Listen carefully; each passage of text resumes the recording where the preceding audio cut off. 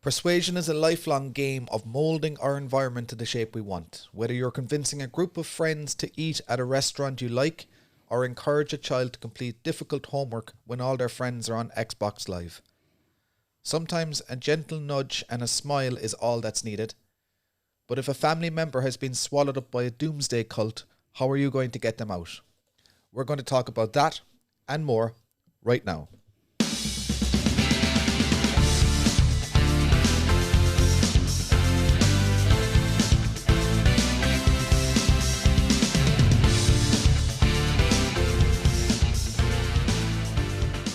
Hi, you're listening to The Fight Coach, The Psychotherapist and The Gym Momma. FCPGM is a weekly podcast where we discuss important topics that affect you and your family and tips we suggest that might just help you out. On today's episode, we're talking about persuasion tactics and the best ways to efficiently communicate your wishes and ideas in a way that actually gets those around you to change their minds, their beliefs, or their habits. As per usual, I'm joined by Mr. James White of API Clinics, a psychotherapist well versed in the world of mental health and anxiety. How's it going? Marlene Griffin, aka The Gym Momma, a parent of 3 and owner-manager of a busy martial arts and fitness gym and a lifelong martial artist. Hi there. My name is Liam O'Griffin. I'm a professional e-learning coach I'm a professional MMA coach with a background in e-learning and engineering. And if you'd like to follow along with us using our show notes, you can get them at www.fcpgm.com. There you'll find links to our Facebook community page, our Twitter feed and our Discord server. And if you'd like to join the conversation and add your experience and feedback, we'd love to hear from you. So let's begin.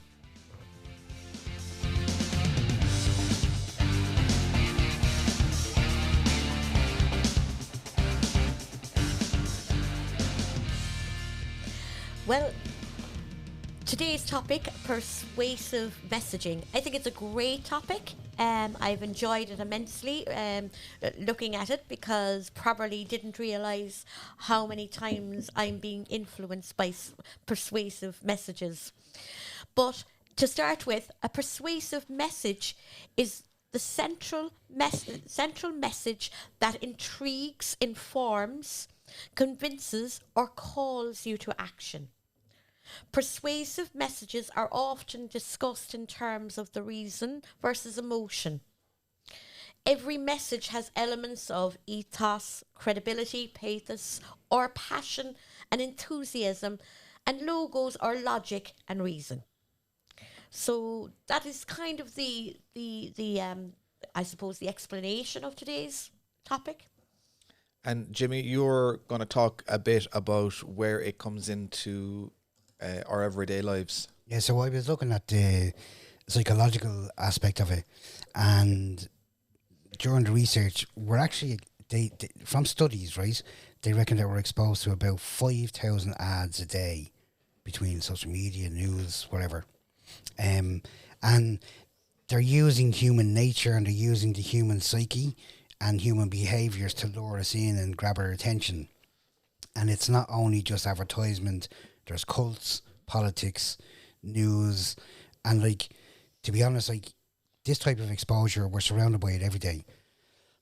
And a lot of it is happening on what we call in my area of work on a subconscious level. So it's where you may not be actually totally focusing and paying attention on what's going on, but it's going in there. It's going inside into the mind. And, you know, there's a saying from a girl called Lisa M. Hayes, and it is, be careful how you talk to yourself because you're listening. And although it may appear from that sentence that she's talking about that you're consciously listening, it isn't. It's that you're listening all the time. So it's, you know, when we're talking with the fighters about self-talk and stuff like that, it's that self-talk that you're having in your head that isn't necessarily consciously, do you know what I mean? It's just happening based on repetitive habitual behaviours like that we've talked about before. So your deeper mind is sort of listening. And what they're using is a couple of different types. They're using thinking and feeling. And when we're talking about feeling, we're talking about emotional, to help capture us and buy us in. So the thinking area of it is aimed at perhaps maybe solving a problem or making it easier to to do a different situation. So, for example, boiling eggs. When I was a kid, you boil them, you put them in the pot, you set the timer, you watched over them, blah, blah, blah. Now you have that plastic thing that you put them in and you plug it in and then you walk away and scroll on your social media for 20 minutes or 5 minutes or whatever, and then it beeps and tells you it's done. So it takes out, the thinking part is taken over. It's just, here's a machine that'll do it for you. And then when they're talking about when they're coming at us from a feeling or emotional level, that's more persuasive. And we had a conversation about it before when we were building up for the episode. And what they use in that type of advertising is they use humour, sadness, excitement, kindness, and even fear. And I suppose if you think about, say, what's happened with this pandemic, we're surrounded by fear of making somebody else sick or blah, blah, blah. So this then brings you into the situation more personally, makes it more personal for you because you can feel the emotion or whatever it is that they're trying to portray. And there's a PhD, Robert Cialdini, or Cialdini, whatever his name is anyway, and he has come up with the 6 universal principles of influence. And this is where anybody to do with advertising, he's sort of the go-to psychology expert in marketing. And he's a best-selling book called The Psychology of Persuasion, which was published in 1984.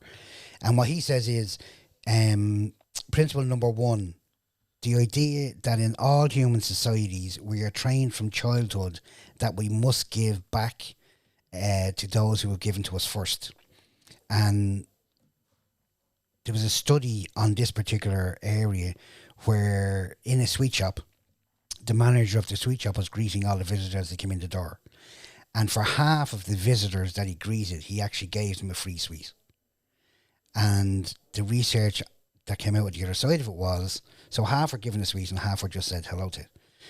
The half that were given the sweet, 42% of them bought a sweet before they left the shop. The second principle then is the principle of liking. So no one would be surprised that we prefer to say yes to those that we like. So that's again coming back to your in-group, which we talked about before on one of the podcasts that we're doing. If you're connected to an in-group of people, you're more likely to say yes to them than an out-group of people, which is people that you don't like or don't get on with. Another principle then is the principle of what he's called social proof, and that's the idea that one can make good decisions, or the idea that one way we can make good decisions is to see what those around us like us are doing in that situation. Again, another study which was done in China, it shows you that cross-cultural reach of this principle. So what they did was they went to restaurants and they put on the menus a little asterisk, so you know that little black asterisk, next to certain dishes. And the purchasing of those specific dishes went up between 13 and 20%. Now, the interesting thing was that the asterisk didn't stand for anything. So there was no little note at the bottom of the menu to say that it was the chef's special or anything like that. Mm. And people were still obviously captured by, they were going to buy it from that asterisk. Like, the next one then was simply giving genuine compliments where they're warranted can be successful for all concerned.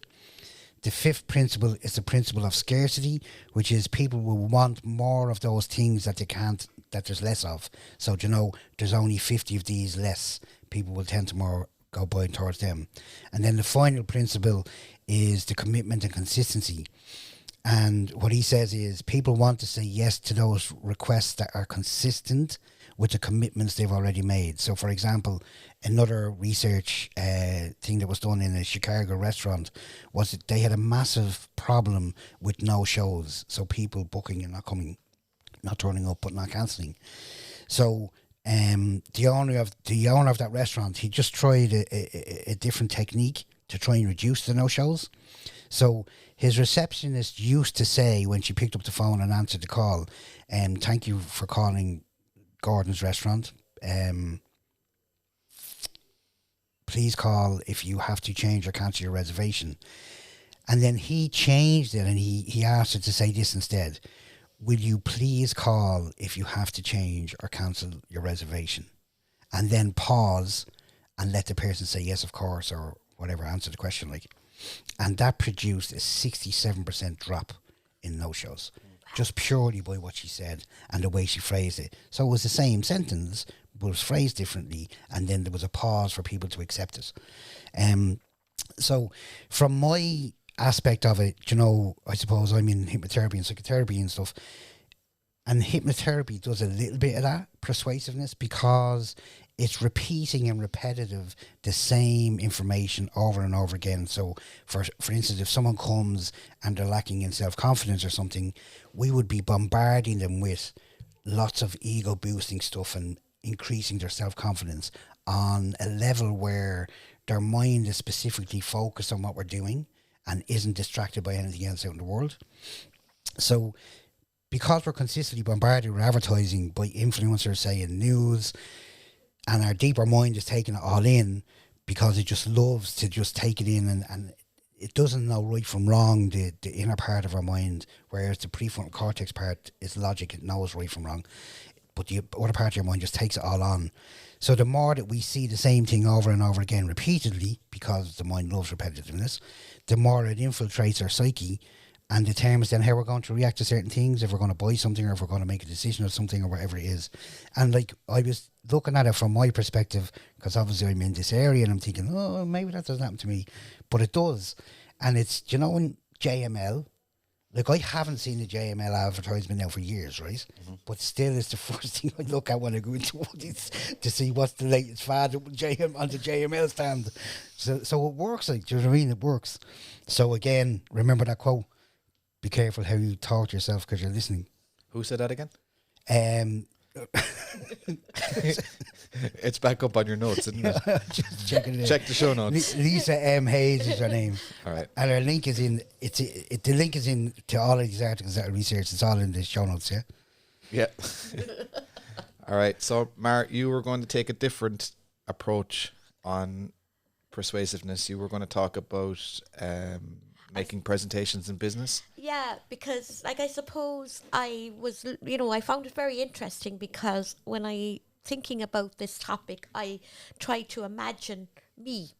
How was I susceptible or you know, with the persuasive messaging, and how I was probably doing it myself.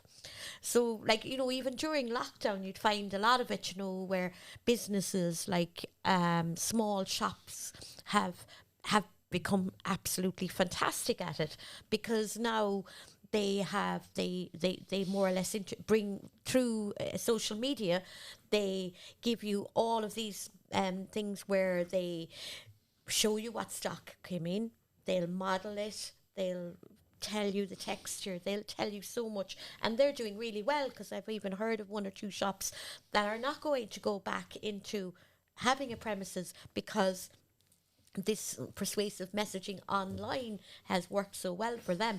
So there's 4 parts to persuasive messaging. So number 1, you have to gain attention. Number 2, you have to build interest.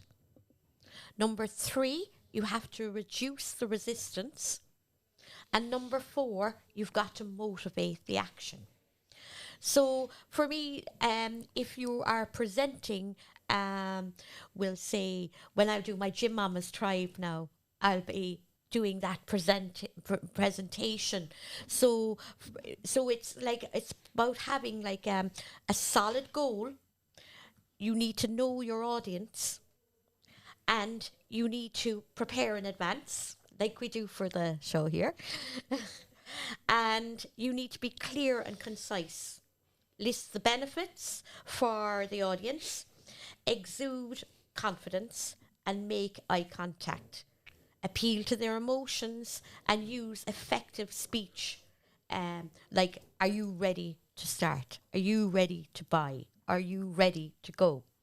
So from a presentation point of view, it's all about building up a rapport with your audience, giving them that motivation to either buy your product, or if you're working in an environment where you want to make changes to, you know, to how the business is going to be run, you need to kind of maybe appeal to them and show them the goal at the end, and then come back to how you're going to change to achieve that goal. So I found that very interesting. And I was thinking then, like, we always do it, like, don't we, with the kids all the time?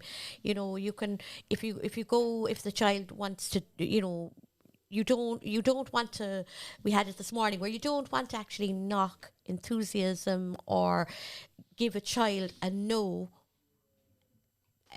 based on no backing, no information. So we'll say when the girls were growing up, they'd come and they'd say to me, Mom, can I do such a thing? And instead of me saying no, might say, let me think about it. Now, some kids will think, let me think about it is a yes, but sometimes it's not with me, because what I found worked was that I needed to think about, okay, why am I, if it's a yes, it just go, that's it's done. But if it's a no, I would think that you need to come back and give a reason as to why it's no. So then it's a persuasive argument. So if it's the way, Mom, can I go to town with you to Penny's this weekend? Because I want to buy some things. And instead of saying no, I might come back and kind of say, look, I know you want to go to Penny's, but this weekend is not okay because I actually don't have money, or I'm working, or different reasons as to why, and then give them a reason and maybe an opportunity to say, but I will be able to do it another time because A, B, and C. And then that's a very persuasive argument. We don't actually have the argument, it's an agreement. So what I've done is I've actually seen what they need.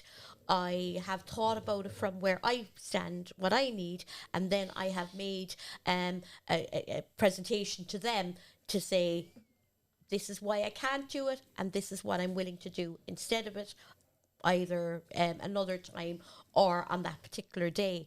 So I suppose I found that the persuasive argument was very useful in being a parent to manage better.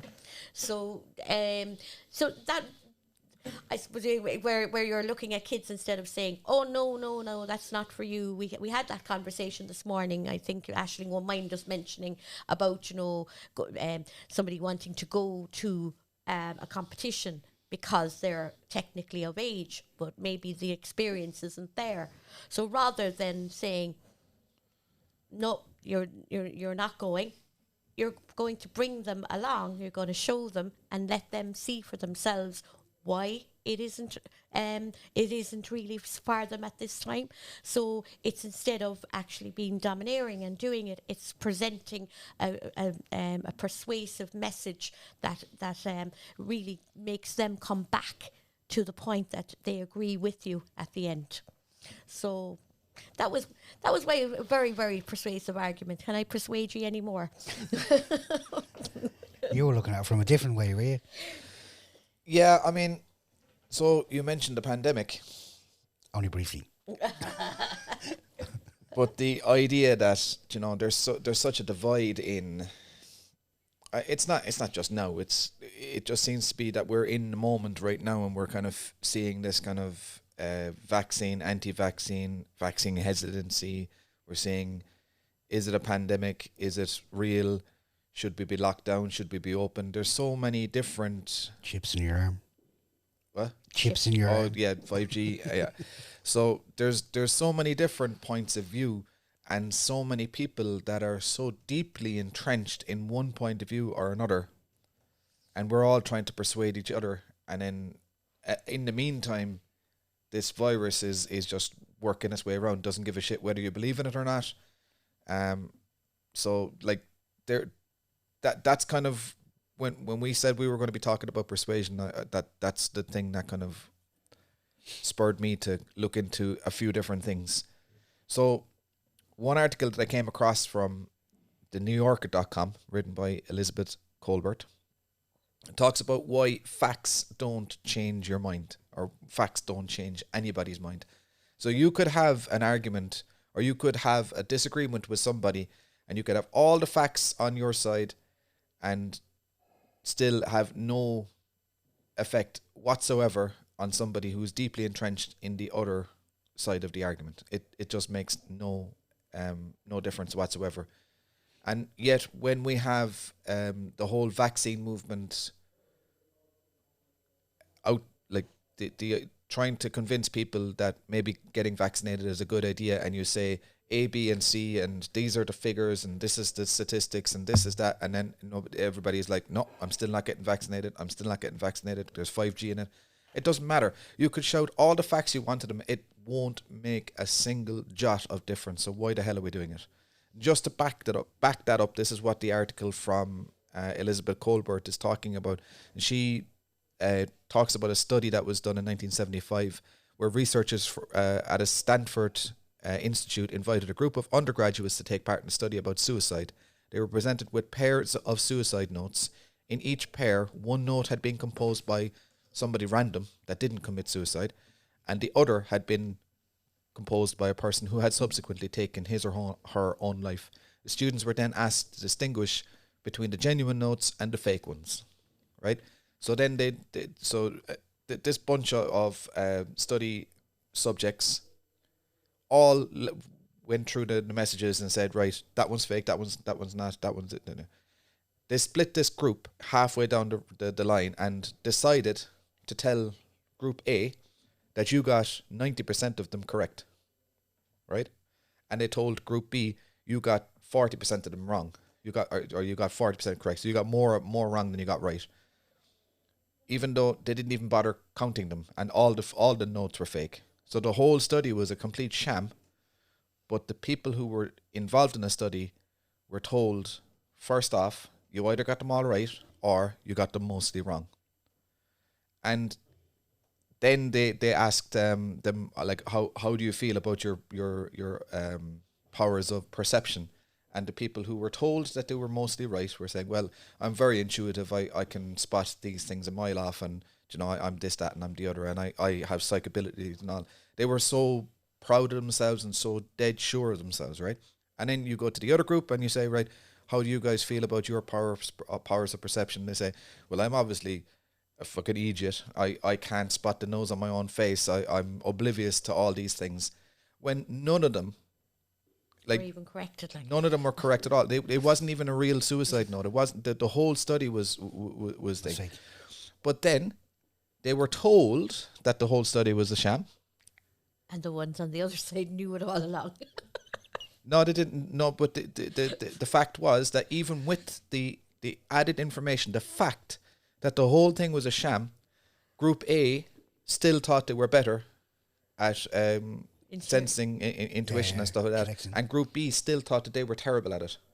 So the initial framing, the initial group that they were put into, had a psychological and lasting effect on them even after the facts were introduced. Yeah. So adding facts to the situation doesn't change this deep-seated opinion that you were originally grafted into. And that comes back to the habitual stuff in the mind. That's why people who, say, in my line of work come to me and their challenge maybe, it's nearly always personal, the challenge. Do you know what I mean? And it's because of a perception that they have. And it's so deep-rooted because it's been instilled in them by a habitual thinking for many, many years. So, yeah, I mean, this is what we have to learn from, is like, if you do want to persuade people, then shouting statistics at them is not going to work. No. So if you have somebody that is in a cult, a family member who's been dragged off to a cult, and you point out the statistics that, okay, what was the one that we were looking at last year? Scientology. You give them all the facts and figures about Scientology. You try and rationalize with them that there's not like people coming from another planet that have invaded our bodies with their with all the bad bits, the negative energy, and the. You could talk till your face goes blue, and that will make not a jot of difference. So why and what would? So this is a different article this time. Why you failed to persuade people, and it's written by James Sudaco, and it's on Inc.com, and he talks about you have to. So you can't just base your persuasion on logical or arguments. You have to make it relevant to the person's own experiences. So you have to like figure out what it is that the common ground is between you and the person you're trying to argue with, and then figure out the trigger that will tip them over the edge. And before you have that trigger, stop talking. Don't mention another word. Figure that out first, and then begin your process. And one of the ways that this is actually done very, very well, I was talking to you guys about this last week. So right now we have the war in Israel-Palestine. They're chucking bombs across the border at each other. Depending on what part of the world you're in, let's say it happens to be that in Ireland, Ireland seems to be more sympathetic to the Palestinian story, whereas in New York, or in the vast majority of America, people are pro-Israel. It just happens to be that way. And one graphic that came up, if Palestine was Ireland, really kind of resonated with me, and I think it may have a lot to do with the persuasive message that got Ireland on board with the Palestinian message. It shows Ireland, a map of Ireland, and in 1947, I think it was, when the UN, after World War II, the UN decided, right, we're going to give the Jewish people a place in the world, and they did a partition plan of Israel, because that's where Mecca and all of these religious kind of sites are, and the Jews have a certain right to this area of land or whatever, and they gave them a chunk of Palestine. And if you look at the map in 1946, where the Jewish parts of Palestine are, it's like little clusters. And the genius of this messaging was that somebody took the map of Ireland and did exactly the same proportion of little clusters around Ireland. And like, you're looking at Ireland, it's one big green island of Ireland, the shape that we all know, and it's got, for the want of a better description, it's got acne, right? It's got a couple of little spots, and that's where the Jewish part of Palestine is represented. Then you go on to the next screen, and it's the 1947 UN partition plan, which gives about 30% of Palestine over to Israel, just in one swift motion.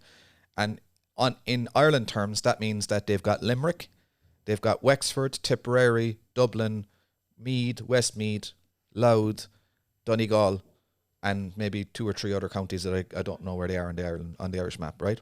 So in one swell swoop, in 1 year, they've gone from tiny little shards to massive counties. Then you go to 1967, 20 years later, and now Ireland is reduced to only having Galway, Mayo, and Kerry. That's 20 years. We've gone from having an entire Ireland back down to having just 3 counties. And now, modern day, we have West Cork, the Burren, and a bit of Ballina. So, as a persuasive tool to kind of, and this kind of also adds on to the experience of the Irish nation having been colonized by UK and suppressed and the whole lot. So of course Ireland's going to pick the Palestinian, because we resonate with it. It is a mirror of our story. But somebody had the genius idea of taking the map of Ireland and doing exactly a superimposition of what happened with Israel and Palestine, and said, right, there you go. Now suddenly we have protests all over Ireland, free Palestine and the whole lot. But then you go to the US, why are they pro-Israel? Why doesn't that same message work for them? Because the message in the US is Israel has the right to defend its borders. So a country who has Mexico at the border, and they have Mexico on one side, they have all the illegal immigrants that they're talking about. The caravan is working its way towards, they're going to bring in their rapists, their murderers, their killers. So of course, Israel protecting its borders, that message resonates a lot more with the Americans. Yeah. But I suppose it goes back to like what I said earlier. It's about knowing your audience. For persuasive messaging, you need to know your audience. You need to understand what motivates, either, as you said, emotionally or whatever, to get that message across. So that's what they've done. Like, if somebody with that message knew their audience here, and they knew how to motivate them in a direction. So it's, I suppose that's what, when, even at the moment, like when you see now gyms are reopening on the 8th of June, all of the gym advertisement is, it knows its market now, that people are probably put on weight during it. They're probably suffering mentally, socially, and that they want to kind of make a difference for the years ahead, because they've been kind of realised now that they were shut up for so long, and so all the messaging from the gyms and things like that are going there. So it's about knowing your audience and figuring out how to get it across. So one other article then that kind of touches on something that you mentioned before, Mar. I don't remember which episode it was, but we talked about I think it was reinventing ourselves or something like that. And you mentioned how one of the staff members in Nokia could see the rise of the iPhone and the Android, and how he screamed till he was blue in the face and everybody ignored him, and then Nokia now is no longer. Yeah. So this came up in an article by Olivia Goldhill on quartz.com, and she talks specifically about a book written by Rob Young, How to Stand Out. And he specifically mentions the Nokia chief executive, Stephen Elop, who gave a speech to his employees in 2011 where he described a man standing on an oil platform that was on fire. So he tried to equate the company of Nokia as being an oil rig that had just caught fire, and if we don't jump into the freezing water, we're going to burn to death. Yeah. Right? So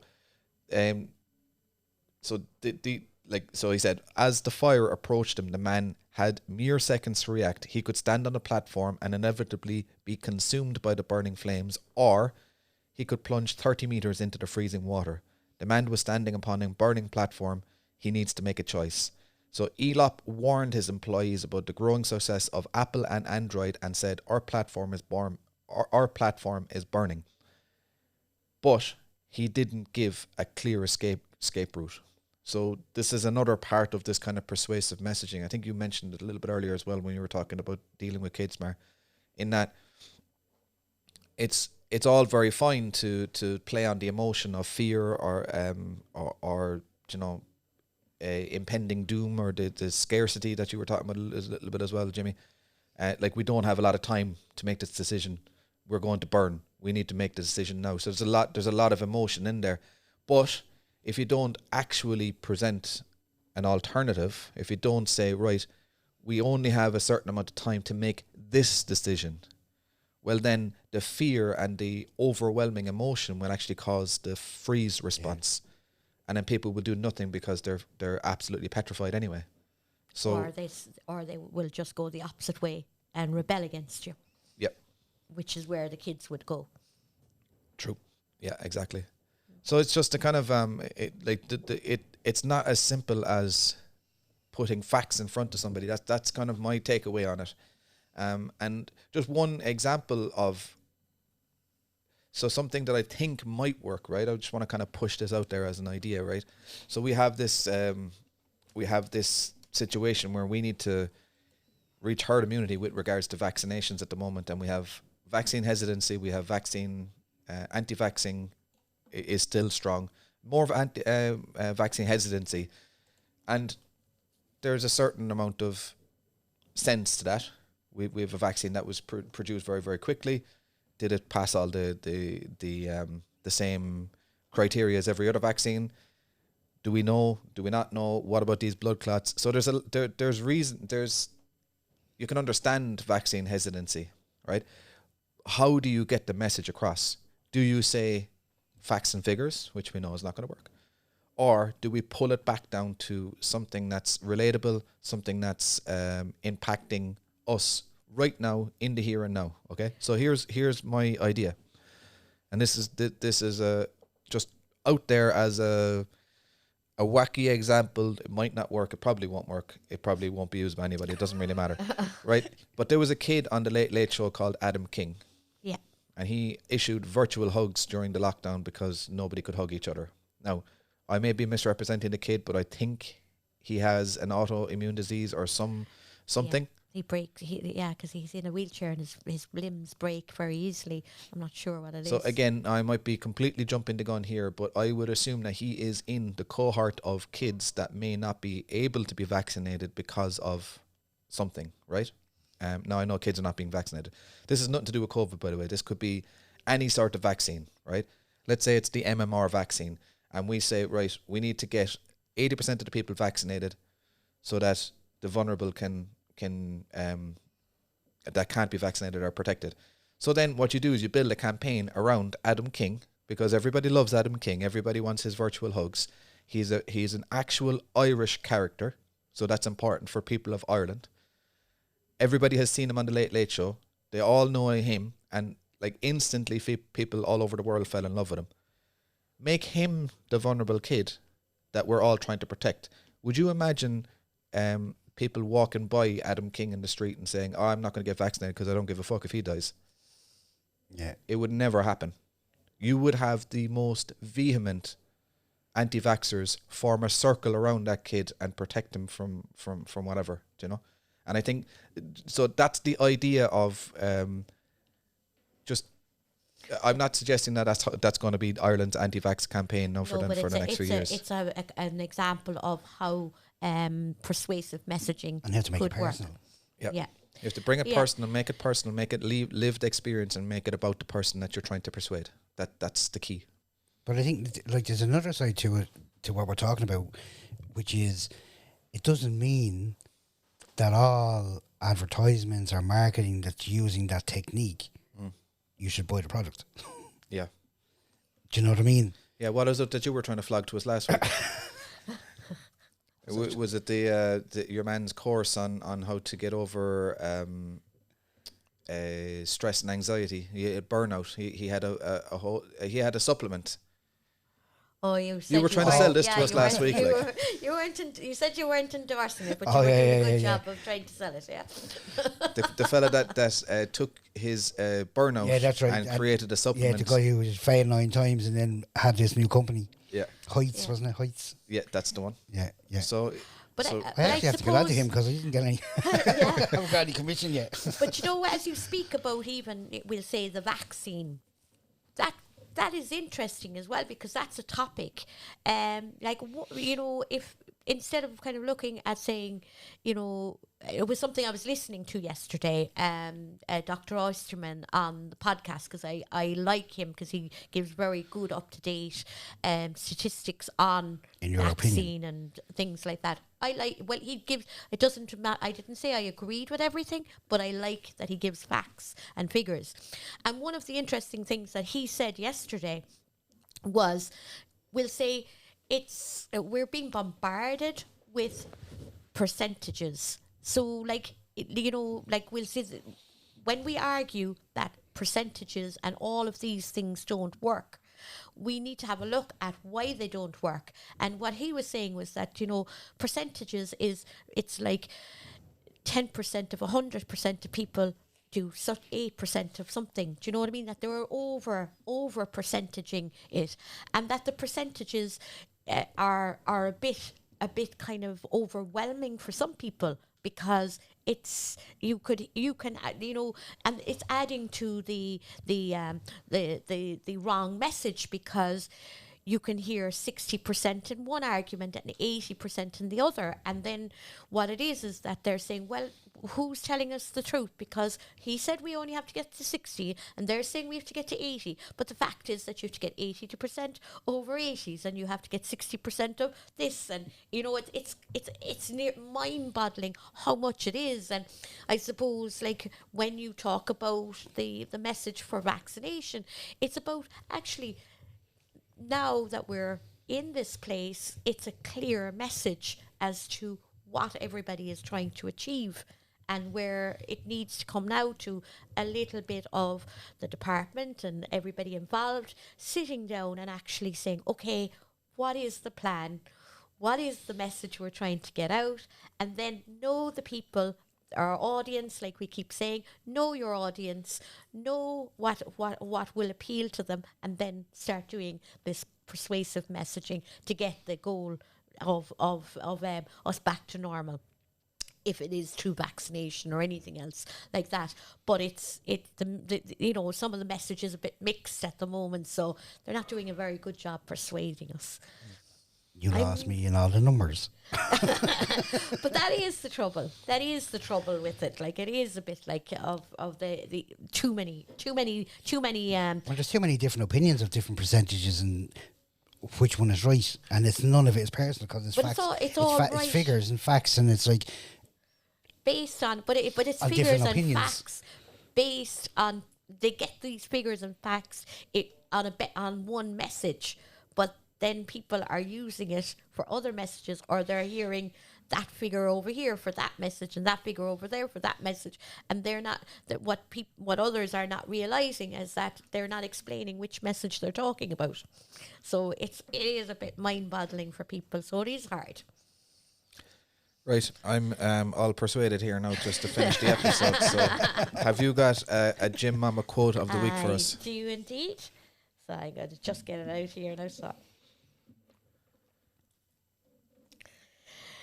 So, to be persuasive, we must be believable. To be believable, we must be credible.